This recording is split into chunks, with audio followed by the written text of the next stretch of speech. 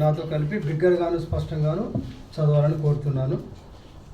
103వ కీర్తన 1-2 వచనాలు. నా ప్రాణమా యెహోవాను సన్నతించుము, నా అంతరంగంలో ఉన్న సమస్తమా ఆయన పరిశుద్ధ నామమును సన్నతించుము. నా ప్రాణమా యెహోవాను సన్నతించుము, ఆయన చేసిన ఉపకారములు దేనిని మరుగుతుము. మరొక భాగం కూడా చూద్దాము. దయచేసి 107వ కీర్తన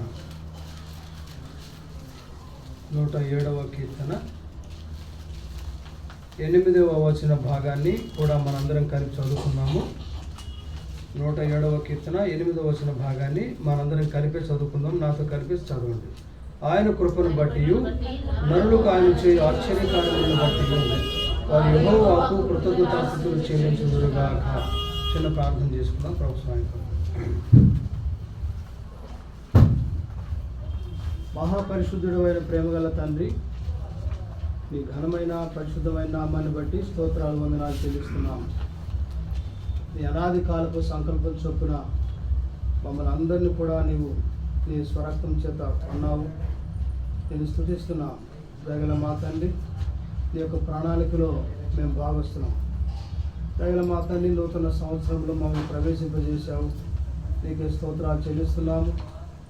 నాయన యొక్క పరిశుద్ధ దినాన నీ యొక్క మందిరావరణలో చేరి నేను ఇలా స్తుతించడానికి, గణపరచడానికి, ఆరాధించడానికి మాకు ఇచ్చిన సమయాన్ని బట్టి కూడా నీవు సాగిలపడి నమస్కారం చేస్తున్నాము. కోట్ల కొలది దూతల చేత ఆరాధించబడుతున్న తండ్రి, మాకు కూడా ధన్యతనిచ్చావు. నీకు స్తోత్రాలు చెల్లిస్తున్నాము. ప్రభా, మా ఆరాధన కొరకై ప్రార్థన చేస్తున్నాము. దయగల మా తండ్రి, ప్రభా, శ్రేష్టమైన నీ మాటలు ధ్యానించుకొని చుండగా నీ ఆత్మచేత మమ్మల్ని అభిషేకించండి. మా మధ్యలో సంచరించండి.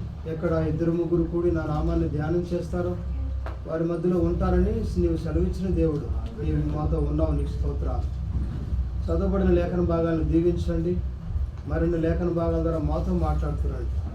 దయగల తండ్రి, నీ యొక్క సన్నిధిని మాతో ఉంచండి. ప్రభువా, నీకు స్తోత్రాలు. ఈ ప్రాంతం అంతట్లో జరుగుతున్న పరిచర్యలన్నీ కూడా దీవించండి. హైదరాబాద్ హెబ్రోన్ జ్ఞాపకం చేసుకుంటున్నాండి. నీకు స్తోత్రాలు. దయగల తండ్రి, ప్రభువా, నీ యొక్క ఆత్మ సంచారాన్ని మా మధ్యలో ఉంచండి. ప్రతి ఒక్కరం కూడా వినగలిగే చెవి, గ్రహింపగల హృదయాన్ని దయచేస్తున్నాను. నిర్లక్ష్యంగా ఉండక, నిద్రమత్తుగా ఉండక నా తండ్రి, నీ యొక్క వాక్యాన్ని భయభక్తులతో విని ప్రభు మా అందరికీ దయచేస్తున్నామని స్తుతిస్తున్నాము. దయగల మా తండ్రి, ప్రభు పాడిన పాటలు నీ నామాన్ని మహిమ తెచ్చుకోనండి. స్తోత్రాలు చెల్లిస్తున్నాము. శ్రేష్టమైన నీ మాటలు నా నోట ఉంచి నా తండ్రి, మీ మాటలే పలుకులాగున నా నోటిని, నా పెదాలను మీరు ముట్టండి. దయగల తండ్రి, సహాయం చేస్తున్నాను. నీ సన్నిధికి నాయన చేరి ఉండగా ప్రభా, నాయన నేను మొరపెట్టుచుండగా మాకు దయచేస్తున్నామని స్తుతిస్తున్నాము. దయగల తండ్రి, ప్రతి విధమైన సాతాన అంధకార శక్తులను యేసు నామములో బంధిస్తున్నాం. నీ నామానికి మహిమ తెచ్చులాగా సహాయపడుతున్నామని, ఈ యొక్క కూడిక అంతటిని దీవించమని మీరే అధ్యక్షత వహిస్తున్నామని యేసు ప్రభు వారి శ్రేష్టమైన నామంలో స్తుతించి అడిగి వేడుకొనుచున్నాం తండ్రి. ఆమేన్. ఒకరు చదవండి. 103వ కీర్తన 1-2 వచనాలు దయచేసి ఎవరన్నా. నా ప్రాణమా యెహోవాను సన్నతించుము, చాలు. మనం అనేక సార్లు ఎంతోమంది దేవుని యొక్క బిడ్డల చేత ఈ వాక్యాన్ని విని ఉన్నాము. మరలా దేవుని చిత్త ప్రకారంగా ఒకసారి మనం ధ్యానం చేద్దాం. చూసారా, ఇక్కడ కీర్తనాకారుడైనటువంటి వ్యక్తి తన జీవితంలో దేవుడు చేసినటువంటి మేలును బట్టి ఆయన ప్రాణంతో, ఆయన ఆత్మతో తానే చెప్పుకుంటున్నాడు. నా ప్రాణమా యెహోవాను ఆరాధించుము, సన్నతించుము, ఘనపరచుము. ఇలా తన జీవితంలో తాను పొందినటువంటి మేళ్లను బట్టి దేవాదేవుణ్ణి స్తుతించి ఆరాధించినట్లుగా మనకు కనబడతా ఉంది. ఈ కీర్తనాకారుడు చాలా లోతైనటువంటి భక్తిపరుడు, చాలా ఆత్మీయ లోతులు కలిగిన వాడు. అంతేకాదు, తన జీవితం ద్వారా మనకు నేర్పించే పాఠం ఏంటంటే మనం కూడా దేవుని ఆరాధించాలి, ఆయన్ని ఘనపరచాలన్నటువంటి సత్యాన్ని ఇక్కడ మనకి ఆయన తెలియచేస్తున్నట్లుగా మనం చూస్తాం. తన జీవితంలో జరిగినటువంటి మేళ్ళు 2వ వచనం చదవండి దయచేసి. చదువు. చాలు చాలు. ఇక్కడ చూస్తే ఉపకారములు అంటున్నాడు. ఉపకారములు అంటే మేలులు అని అర్థం తెలుగు భాషలో. కాబట్టి ఇంగ్లీష్లో బెనిఫిట్స్. కాబట్టి దేవుడు చేసినటువంటి మేళ్లను అతను తలపోసుకుంటూ ధ్యానం చేస్తూ ఉన్నాడు. కాబట్టి చాలామంది ఈరోజు క్రైస్తవుల జీవితాల్లో ఈ యొక్క కృతజ్ఞతా భావం కనబడదు. చాలామంది జీవితాల్లో ఈ యొక్క ఆరాధన స్వభావం కనబడదు. చాలామంది జీవితాల్లో ఇలాంటి భక్తి కనబడదు. ఏదో మనము పరిశుద్ధం అని చెప్పేసి మనం ఇలా రెడీ వస్తాము, 4 మాటలు వింటాము, ఏదో 4 మాటలు ఆరాధన చేస్తాం, వెళ్ళిపోతాం. కానీ ఎంత లోతైనటువంటి ఆరాధనా భావాన్ని, ఎంత ఆరాధన స్వభావాన్ని చాలామంది మన జీవితాల్లో కలిగి ఉండరు. అవునా కదా చెప్పండి? చాలామంది ఈ భావం లేదు. ఎందుకంటే వాళ్ళ జీవితంలో ఏదో మేము క్రైస్తవులుగా వేసునామలో బాప్తిసం పొందాము, ఇలా వచ్చిపోతున్నాము అన్నటువంటి స్వభావంలోనే చాలామంది ఉన్నారు. ఇంత కీర్తనాకారుడు లాంటి లోతైనటువంటి అనుభవంలో చాలామంది లేరు అనేది నా ఉద్దేశం.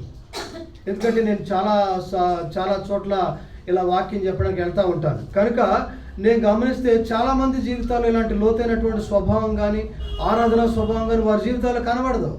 నేను చాలామందిని చూస్తూ ఉంటాను. ప్రియమైన వాళ్ళని ఇక్కడ చూస్తే దేవుడు మనల్ని ఎందుకు ఏర్పాటు చేసుకున్నాడు? నా మహిమ నిమిత్తము పేరు పెట్టబడి జనులు తెప్పించు అంటాడు. ఎందుకంటే ఆయన మహిమ కొరకు, ఆయన ఆరాధించడం కొరకు మనల్ని ఏర్పాటు చేసుకున్నాడు, స్వరక్తం ఇచ్చి కొన్నాడు. కాబట్టి చాలామందిలో ఇలాంటి లోతైనటువంటి ఆరాధన స్వభావం వారి జీవితంలో కనబడదు. కాబట్టి మనం ఈ యొక్క ఉదయకాల సమయాన మనల్ని మనమే పరీక్షించుకోవాలి. నేను నిజంగా దేవుని ఆరాధన చేస్తున్నానా? నేను వారం అంతా కూడా దేవుని మీద ఆధారపడ్డానా? నా జీవితంలో లోతైన ఆరాధన స్వభావం ఉందా లేదా అనేది మనం పరీక్షించుకోవాలి. ఎందుకంటే పరిశుద్ధాత్మ దేవుడు ఈ మాటలు మన దగ్గర తీసుకొస్తున్నాడు. కాబట్టి వాక్యం చేత మనం పరీక్షించుకోవాలండి. కాబట్టి చూస్తే కీర్తనాకారులో ఉన్నటువంటి ఆత్మీయ లోతు ఈరోజు మన జీవితాల్లో ఉందా అని దేవుడు మనం ప్రశ్నిస్తా ఉన్నాడు.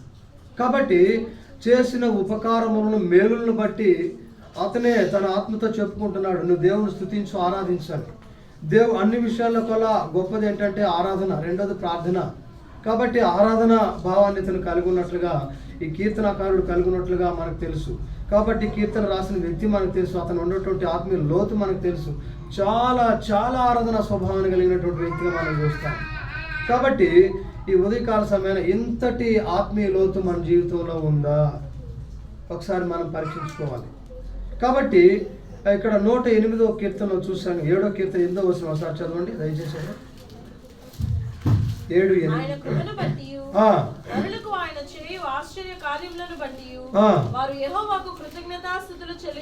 చాలా ఇక్కడ కూడా ఆరాధన మనకు కనబడతా ఉంది. చూసారా? దేవుడు తన కృప ద్వారా, దేవుడు మేలును మనకు ఎలా చేస్తాడండి? కృప ద్వారానే చేస్తాడు. కృప అనేటటువంటిది లేకపోతే ఎవరికి మేలు కలగదు. ఆయన కృప ద్వారా మన జీవితాల్లో కొన్ని అద్భుతమైనటువంటి ఆశ్చర్యకార్యాలు చేస్తాడు ఆయన.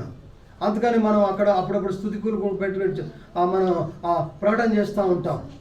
కాబట్టి ఇక్కడ ఆయన కృపను బట్టి, నరులకు ఆయన చేయు ఆశ్చర్య కార్యములను బట్టి వారు యెహోవాకు కృతజ్ఞతాస్తుతులు చెల్లించుదురుగాక. కాబట్టి ఎవరు ఆరాధన చేస్తారు? ఎవరి జీవితంలో మేలు కలిగిందో, ఎవరి జీవితంలో వాళ్ళు మేలును పొందుకున్నారో వారు మాత్రమే ఈ యొక్క ఆరాధన స్వభావాన్ని కలిగి ఉంటారు. ఈరోజు నీవు పొందుకున్న మేలేంటి? అన్నిటికన్నా గొప్ప మేలేంటి చెప్పండి? రక్షణ పొందుకోవడం గొప్ప మేలు. అంతకన్నా మేలు ఏ విశ్వాస జీవితంలో, వ్యక్తి జీవితంలో ఉండదు.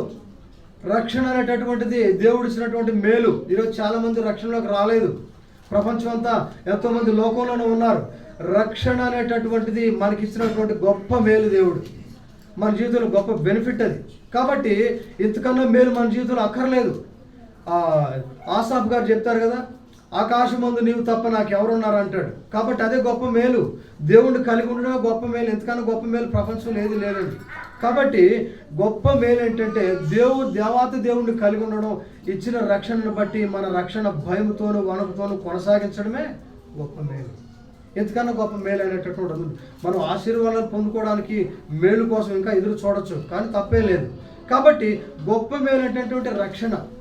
కాబట్టి ఇప్పుడు ఒక వ్యక్తి జీవితంలో జరిగినటువంటి ఒక మేలు గురించి మనం ధ్యానం చేద్దాము.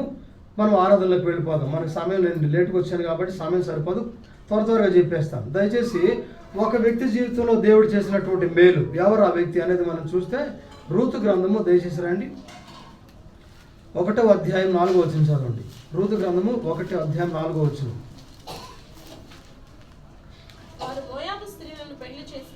చాలమ్మా. ఇక్కడ రూతు మనకు కనబడుతుంది, మోయాబు స్త్రీగా రూతు మనకు కనబడుతుంది. మోయాబు అనేటటువంటి ప్రాంతము, ఆ దేశము, ఆ పట్టణము, ఆ గ్రామం ఏదైనా కావచ్చు, కానీ దేవునికి ఇష్టం లేనటువంటి దేశం అది, ప్రాంతం అది, ఊరు అది. కాబట్టి మోయాబు స్త్రీలను పెళ్లి చేసుకుందులో మనకు రూతు మనకు కనబడుతుంది. రూతు మనకు కనబడుతుంది. చూడండి దయచేసి 2వ అధ్యాయం 2వ వచనం కూడా చదవండి.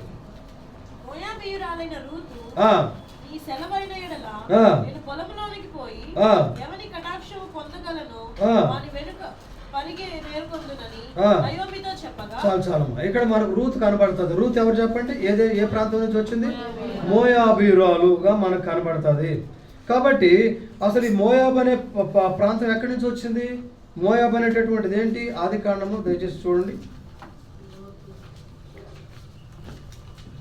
19వ అధ్యాయము, 19వ అధ్యాయము, ఆది కాండము 19వ అధ్యాయం చూడండి దయచేసి. అక్కడ మాట రాయబడుతుంది. 36వ వచనం చదవండి.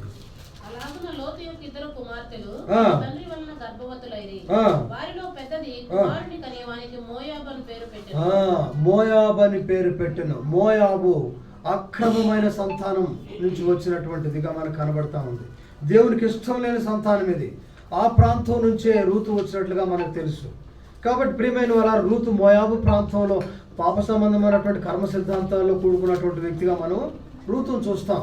అక్రమైన సంతానం నుంచి వచ్చిందంటే ఆ జీవితంలో అక్రమమైన సంతానం ఆమె, దేవునికి ఇష్టం లేనటువంటిది. కాబట్టి ఈ మోయాబీరు అండను నయోమి తన కుమారులకు వివాహం చేసినట్లుగా మనం చూస్తాం. దేవుని యొక్క యెరూషలేమును విడిచిపెట్టేసి, దేవుని మందిరాన్ని విడిచిపెట్టేసి నయోమి ఆ ప్రాంతానికి కరువు వచ్చిందని ఆ ప్రాంతానికి వెళ్ళి మోయాబ్ ప్రాంతానికి వెళ్ళినట్టుగా మనం చూస్తాము. కాబట్టి ప్రియమైన వాళ్ళు ఇక్కడ చూస్తే రూతు మోయాబీయురాలు, దేవునికి ఇష్టం లేనటువంటిది, ఇష్టం లేనటువంటి దేశం నుంచి వచ్చినటువంటిది. అసలు దేవుడు ఆ ప్రాంతాన్ని ఒప్పుకోడు. కాబట్టి ఇక్కడ చూస్తే ప్రియమైన వాళ్ళ ఇక్కడ అక్రమమైన సంతానం నుంచి వచ్చినటువంటి స్త్రీగా రూతు మనకు కనబడుతుంది. అయితే దేవుడు తన జీవితంలో చేసిన మేళను మనము ఒక 5 మేళను మనం ధ్యానం చేసి మనం ఆరాధనలోకి వెళ్ళిపోదాం. కాబట్టి చూడండి, ఇప్పుడు మోయాబీరాలు అనేటటువంటిది మనకు తెలుసు. 2వ అధ్యాయం 2వ వచనం చదవండి దయచేసి. రూతు గ్రంథం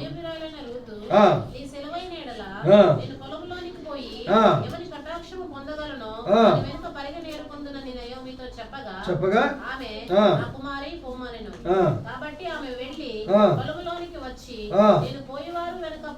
చాలమ్మా. ఇక్కడ అంతవరకు చాలు. పొలములోనికి వచ్చి అనే మాట మనం చూస్తాం.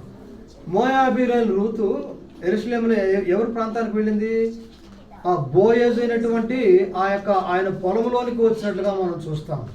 బోయజు అనే మాట ఎవరికి పెట్టబడిన పేరు చెప్పండి?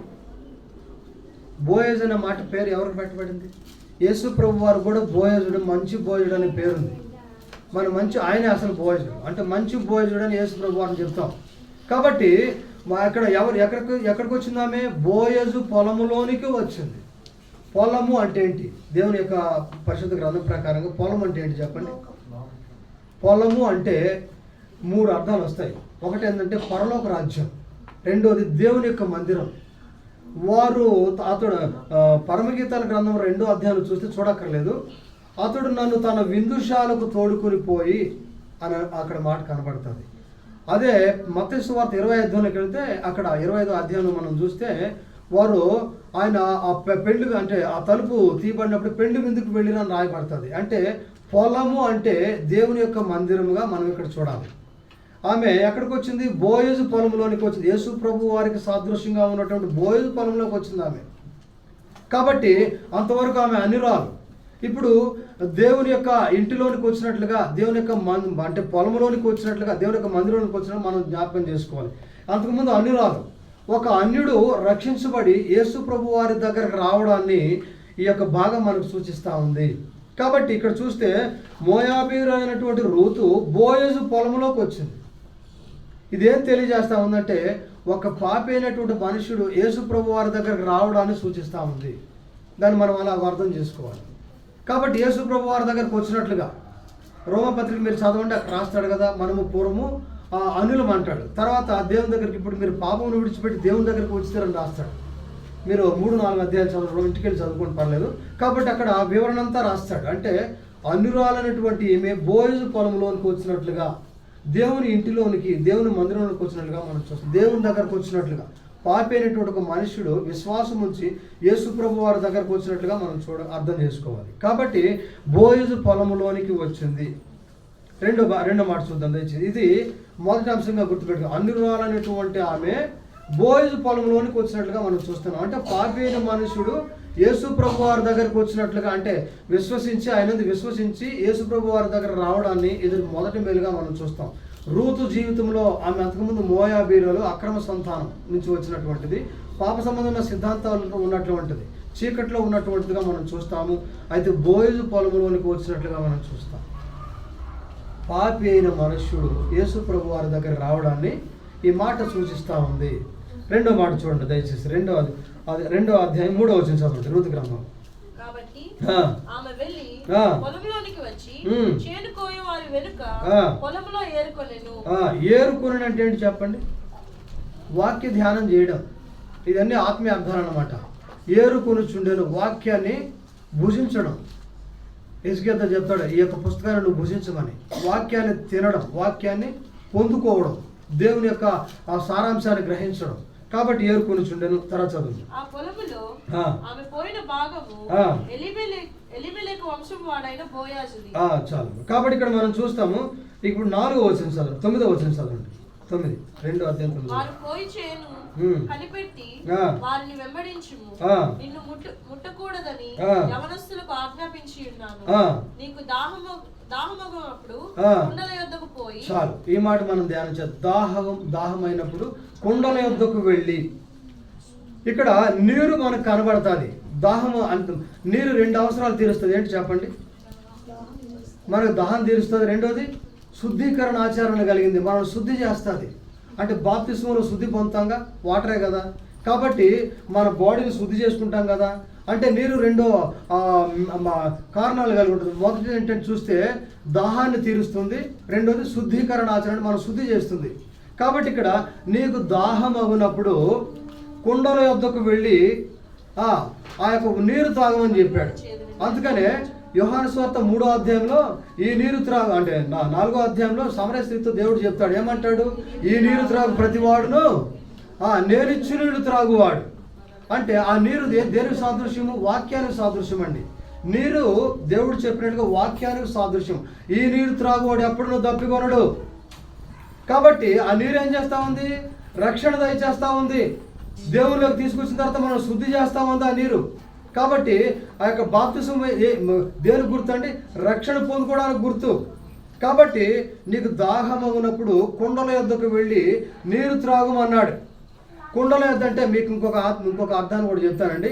మనము అంటే బాత్రూమ్ కుండల తోటి ఆ రోజులు ఉండేది కదా. అప్పుడు ఏం చేస్తాం? అక్కడ స్నానం చేస్తాం. అంటే ఏంటి? శుద్ధీకరించబడతాం.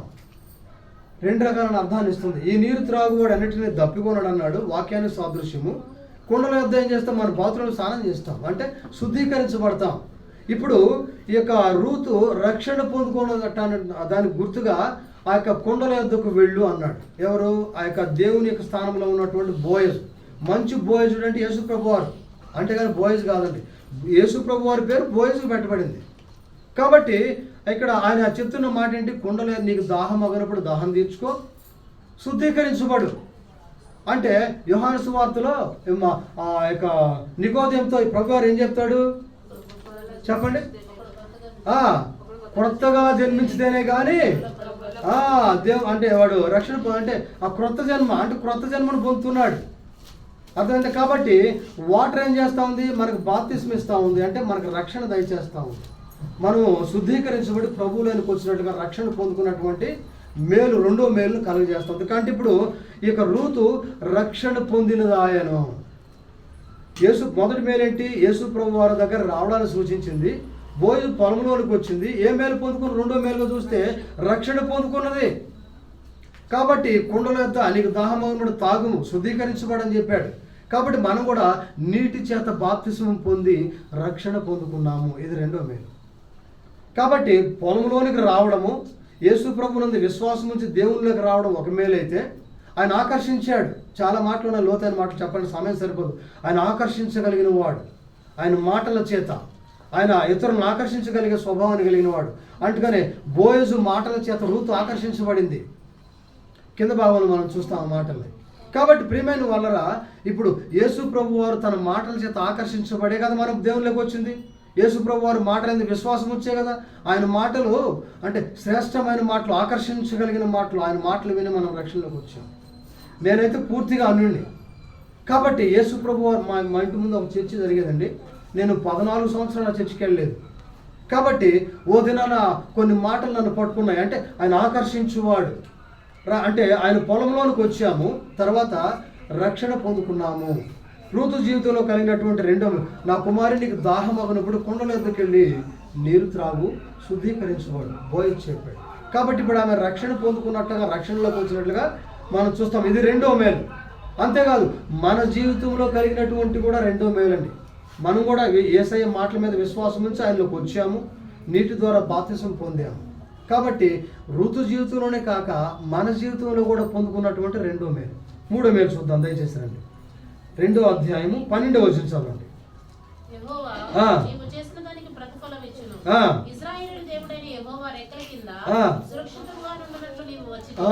సెక్యూరిటీ గుర్తుపెట్టుకోండి. ఒక విశ్వాసకి సెక్యూరిటీ ఉంటుంది తెలుసా, భద్రత ఉంటుంది.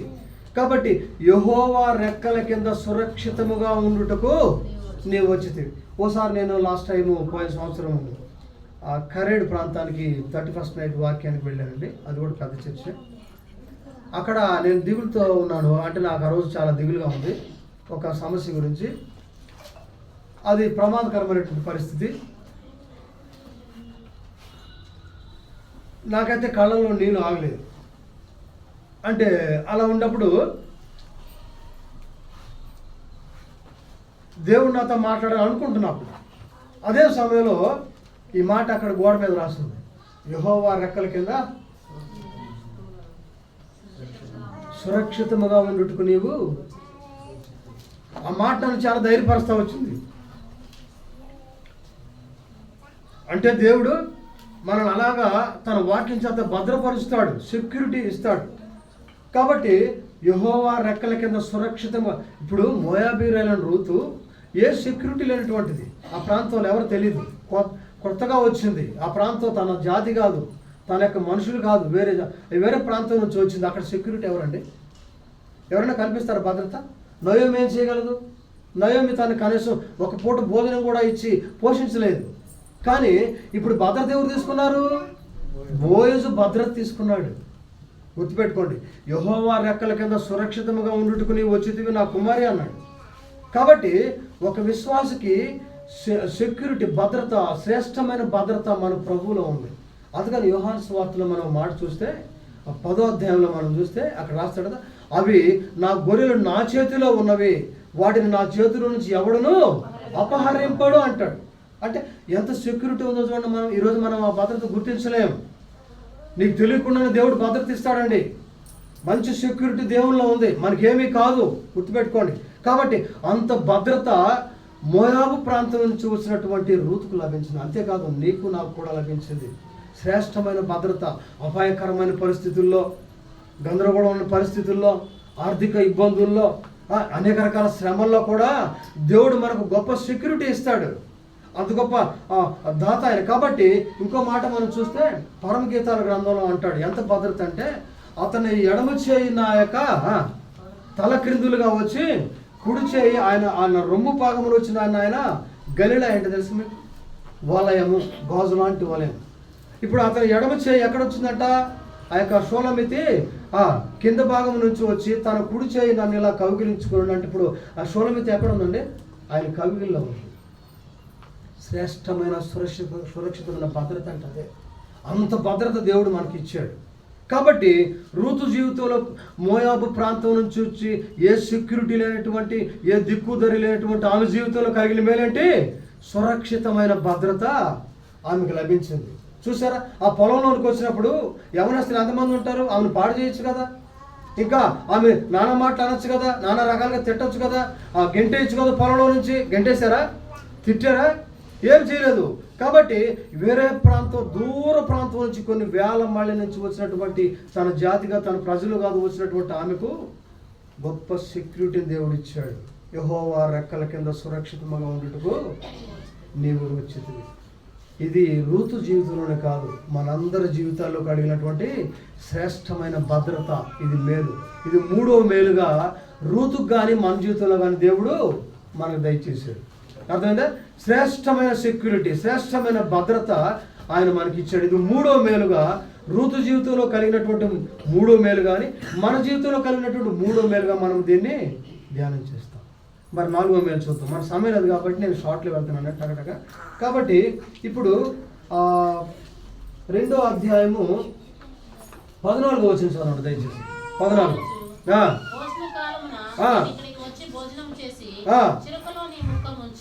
చాలు చాలమ్మా. రూత్ ఏం చెప్పాడు? భోజన కాలమున నీవు ఇక్కడికి వచ్చి. మేము ఎప్పుడైతే భోజనం చేస్తామో, టిఫిన్ కానీ లంచ్ కానీ డిన్నర్ కానీ మేము చేస్తామో, భోజన కాలమున నీ పని ముగించుకొని ఇక్కడికి వచ్చి నాతో కలిసి నువ్వు భోజనం చేయొచ్చు. చూసారండి? ఈ భోజనం ఏం తెలియజేస్తాముంది? ఏం తెలియజేస్తాం చెప్పండి? మన ముందున్నటువంటి ఆ టేబుల్ బలను సూచిస్తూ ఉంది. అర్థమైందా? యేసు ప్రభువారు యోహాను సువార్త 6వ అధ్యాయంలో అంటాడు, నా శరీరము తిని నా రక్తము త్రాగువాడే నిత్య జీవము గలవాడు. ఆయన భోజనపు బలలో మనకు అవకాశం ఇచ్చాడండి. ఆయన శరీరాన్ని రక్తాన్ని మనం ఇప్పుడు పుచ్చుకుంటున్నాం కాబట్టి నిత్య జీవాన్ని మనకి ఇచ్చాడు. అదే కాదు, ఆయన ఆ సదాకాలం ఆయన బల యొద్ద ఉండి భోజనం చేసే ధన్యత మనకు లభించింది. అది టేబుల్ను సూచిస్తూ ఉంది. ఆయన శరీరంలో రక్తంలో మనకు పాలు పంపులు ఇచ్చాడు. ఇది ఎన్నో మేలండి? 4వ మేలు. చూసారా? ఆయన యొక్క శరీరంలో ప్రపంచంలో ఎవరికి ధన్యత లేదు. మోడీకి లేదండి, ఎవరికి లేదండి. ఒక క్రైస్తవుడికి మాత్రమే దేవుని యొక్క శరీరాన్ని, ఆయన రక్తాన్ని పానం చేసే ధన్యతను మనకి ఇచ్చాడు. అందుకనే దావీదు, దేవుని స్థానంలో ఉన్నటువంటి దావీదు మెఫీబోషెతు ఏం చెప్పాడు? నీవు సదాకాలము నా బల్ల యొద్దనే నాతో కూడా భోజనం చేయదు అన్నాడు. మెఫీబోషెతు ఎక్కడున్నాడు? లొదెబారు ప్రాంతంలో ఉన్నాడు. లొదెబారు అంటే ఏంటి చెప్పండి?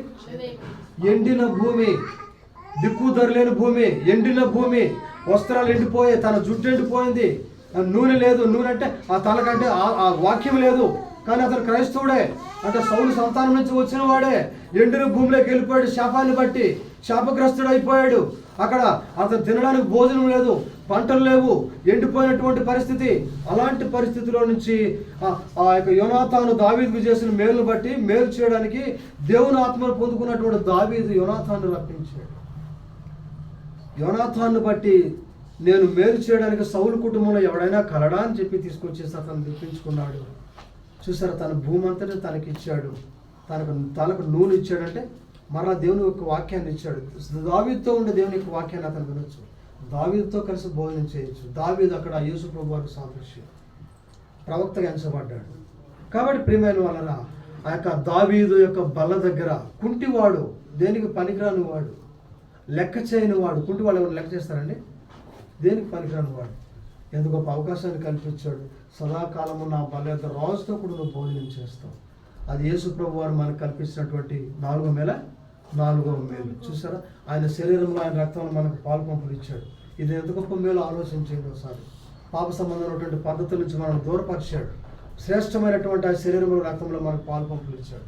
ఇది 4వ మేలుగా యేసు ప్రభు వారు రూతు జీవితంలో చేసిన 4వ మేలుగా, మన జీవితంలో చేసిన 4వ మేలుగా మనము చూడగలం. కాబట్టి నా కుమారి, నీవు భోజన సమయంలో నా దగ్గరకు వచ్చి నా బలయంతో నువ్వు భోజనం చేయొచ్చు అని చెప్పేసి మోయాబీరు దూతతో చెప్పుకుంటూ వచ్చాడు. ఇది 4వ మేలుగా మనం చూస్తాం. కాబట్టి ప్రియమైన వాళ్ళరా, ఇక 5వ మేలు మనం చూద్దాం. దయచేసి రండి. 2:12 చదవండి. 2:12.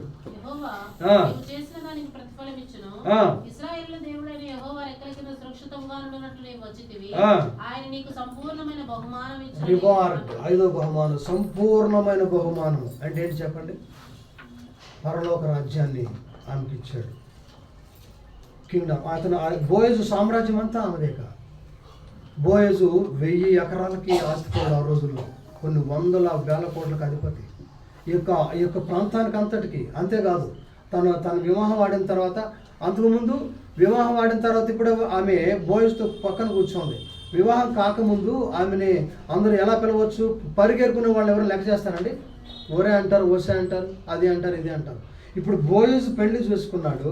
బోయజు ఆ ప్రాంతం అంతట్లో ఆస్తిపరుడు. అంతేకాదు దేవుని శ్రేష్టమైన ఆశీర్వాదం పొందుకున్నాడు. మనం ఆ మాటలు చూస్తే 2వ అధ్యాయం మీరు ఇంటికి వెళ్ళి చదవండి. అక్కడ పని వాళ్ళ దగ్గరికి బోయజు వచ్చినప్పుడు యెహోవా నిన్ను ఆశీర్వదించునుగా కానీ వాళ్ళు దీవిస్తారు ఆయన్ని. అంత గొప్ప మనుషుడు యోబు. బోయజు సామాన్యుడు కాదు. ఆ పని వాళ్ళు ఆ యొక్క బోయజును దీవిస్తారని అంటే అంత గొప్ప శ్రేష్టమైన భక్తుడు ఆయన. భక్తిపరుడు, ఆస్తిపరుడు. కాబట్టి ఇప్పుడు రూతుని పెళ్లి చేసుకున్నాడు. ఇప్పుడు రూతుని వాళ్ళందరూ ఏమని పిలవాలండి? మేడం గారు అనలేదా? తప్పకుండా పిలవాల్సింది. ఎంత గొప్ప రివార్డు, బహుమానాన్ని ఇచ్చాడు. బహుమానం అంటే మీకు మాట చెప్తాను అర్థం కావడానికి. ఓ వ్యక్తి, ఒక మహారాజు అంట, అంటే ఆ దేశంలో ఉన్న ప్రజలందరినీ పిలిపించి మీకేం కావాలో కోరుకున్నారంట. ఒక్కొక్కరు వస్తున్నారంట. ఒక 10 మంది ఫస్ట్ ఒక 4 వచ్చారంట. వాళ్ళు మాట్లాడుకొని నేను ఒకటి కోరుకున్నాను. మొదటి వ్యక్తి వచ్చి రాజుని అడిగాడంట, ఆయన నాకు నీ ప్రాంతంలో కొంత బాగా అనిమాట, సరే ఇచ్చాయంట. రెండో వ్యక్తి వచ్చాడంట, అయ్యా నీ యొక్క ఇంట్లో నాకు ఉద్యోగం ఉందన్నమాట. రెండో వ్యక్తి వెళ్ళిపోయాడు. మూడో వ్యక్తి వచ్చాడు. వచ్చి వాడికి ఏదో కొన్ని బంగారు నాణ్యాలు ఏదో అడిగాడు, వెళ్ళిపోయాడు. 4వ వాడు వచ్చాడు. వాడు ఏం అడుగుతున్నాడు అందరూ చూస్తున్నారంట. ఏమంటే ఒక మాట చెప్పంట, రాజా నాకేమీ అక్కర్లేదు కానీ నువ్వే నాకు కావాలన్నాడు. అంటే రాజు తనవాడైతే మొత్తం ఆయనదే కదా. రివార్డ్ అంటే పరలోక రాజ్యానికి సంపూర్ణమైన బహుమానం ఇచ్చినంటే పరలోక రాజ్యానికి వారసురాలైంది. ఇంతకన్నా గొప్ప భాగ్యం ప్రపంచంలో ఏదైనా ఉందా? కాబట్టి ఇక్కడ రూతు ఆ యొక్క బోయజు సామ్రాజ్యం అంతటికీ అధిపతిగా బహుమానాన్ని పొందుకుంది. అంతేకాదు మన జీవితంలో మనం శ్రేష్టమైన పరలోక రాజ్యాన్ని మనకి ఇచ్చాడు యేసు ప్రభువు. ఇదే బహుమానం, సంపూర్ణమైన బహుమానం నీకు ఆయన ఇచ్చాను. 5 రకాల మేళ్ళు రూతు జీవితంలో దేవుడు చేస్తూ వచ్చాడు. అంతేకాదు మన జీవితంలో కూడా ఆయన 5 రకాల మేళ్ళు జరిగించాడు. రూతు జీవితంలో కానీ మన జీవితంలో కానీ ఈ 5 రకాల మేళ్ళు మన జీవితంలో రూతు జీవితంలో లభించాయి. ఇకపోతే 6వ మేలు నేను చూపించి ముగిస్తాను. 6వ మేలు రూతు జీవితంలో కలగలేదు కానీ మన జీవితంలో కలుగుతూ వచ్చింది. ఏంటి చెప్పండి? 6వ మేలు ఏంటంటే బోయజు రూతు కొరకు ప్రాణం పెట్టలేదు. యేసు ప్రభు వారు నీ నా కొరకు ప్రాణం పెట్టాడు. ఆయన రిక్తులుగా చేసుకొని కోట్ల కొరకు దూతల చేత ఆరాధించబడుతున్నాడు. ఫిలిప్పి 2:4 చూస్తే 2వ అధ్యాయంలో మనం చూస్తాం ఆ మాటల్ని. ఆయన దేవునితో సమానుడైండి, దేవునితో సమానం విడిచిపెట్టుకుని భాగ్యం ఎంచుకొనక దాసుని స్వరూపం ధరించుకొని రిక్తునిగా చేసుకొని ఆ ప్రాణం పెట్టినంతగా, శిలువ మరణం పొందినంతగా. గలతీ 1:4 రాస్తాడు కదా, ఆ మాట చదవండి. గలతీ 1:4 చదవండి దయచేసి. ఆ మాట 1వ అధ్యాయం 4వ వచనం చదవండి. దేవుని చిత్త ప్రకారము క్రీస్తు మనలను ప్రస్తుతపు దుష్టకాలంలో నుండి విమోచింపవలెనని మన పాపముల నిమిత్తము తన్ను తాను అప్పగించుకొనెను. చూసారా, కలవరి శిలువకు అప్పగించుకున్నాడు. ప్రాణమే పెట్టేశాడు. చివరి బొట్టు రక్తం కార్చాడు. కాళ్ళలో చేతులు గాయాలు, పక్కలో బల్లెపోటు, చివరి బొట్టు రక్తం కార్చాడు. బోయజు రూతు కొరకు ప్రాణం పెట్టలేదు. దావీదు మెఫీబోషెతు కొరకు ప్రాణం పెట్టలేదు. యేసయ్య మన కొరకు తన ప్రాణాన్ని అర్పించాడు. సమస్తాన్ని కోల్పోయాడు. పక్కలో బల్లెపోటు, చివరి బొట్టు వరకు రక్తం కార్చాడు. నిన్ను నన్ను ఎంతగా ప్రేమించాడో చూడండి. ఇది మనందరి జీవితాల్లో లోకమంతటి కలిగినటువంటి మేలు. ఈ మేలు రూతుకు కలగలేదు కానీ మనందరికీ ఈరోజు యేసయ్య దగ్గరికి వచ్చిన మనందరికీ కూడా ఈ మేలు కలుగుతూ వచ్చింది. కాబట్టి ఈ యొక్క 5 రకాలు చెప్పింది 6 రకాలు.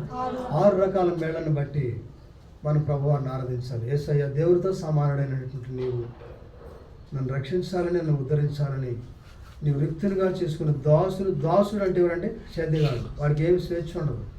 రాత్రి ఇంటికి వెళ్ళే ముందు కూడా కాళ్ళు పట్టుకోమంటే యజమానుడు. అంతటి దరిద్రమైనటువంటి పొజిషన్ ఆయన తీసుకున్నాడు. చూసారు ఎంతగా తగ్గించుకున్నాడు. మనందరికి శ్రేష్టమైన రక్షణ ఇచ్చాడు. మన కొరకు ప్రాణం పెట్టాడు. ఈ మేళ్ళను బట్టి తలపోసుకొనొచ్చు రూతు జీవితంలో కలిగినటువంటి 5 రకాల మేళ్ళు మన జీవితంలో దేవుడు చేశాడు. కాబట్టి ఈ మేళ్ళంటిని తలపోసుకొనొచ్చు. నా ప్రాణమా యెహోవాను సన్నతించుము, నా అంతరంగంలో ఉన్న సమస్తం ఆయన చేసిన ఉపకారంలో బెనిఫిట్స్ దేనిని మర్చిపోకు, నువ్వు ఆయన ఆరాధించు స్తుతించని దావీదు చెప్తా వచ్చాడు. కాబట్టి నరులకు ఆయన చేయ ఆశ్చర్యకారం ఏంటంటే ప్రాణం పెట్టడం ఆశ్చర్యం కదా. కాబట్టి నరులు ఆయనకు యెహోవాకు కృతజ్ఞతాస్తుతులు చెల్లించుదురు గాక. దేవదేవుని యొక్క ఉదయకాల సమయాన్ని విన్న వాక్యాన్ని బట్టి వాక్యపు వెలుగులో దేవుని ఆరాధన చేద్దాము. దేవుడి యొక్క వాక్యాన్ని దీవించదు గాక. పెద్దగా ఆరాధించాలండి. మైక్ ఇస్తారు మీకు. రెండోదిగా అందరూ ఆమేనని చెప్పాలి. కొంతమంది ఆమేనని చెప్పడానికి సిగ్గుపడతారు. ఎందుకు? ఆమేనని చెప్పాలి. ఇది క్రమం అన్నమాట. మనము ఆరాధనలోకి వెళ్తున్నాం.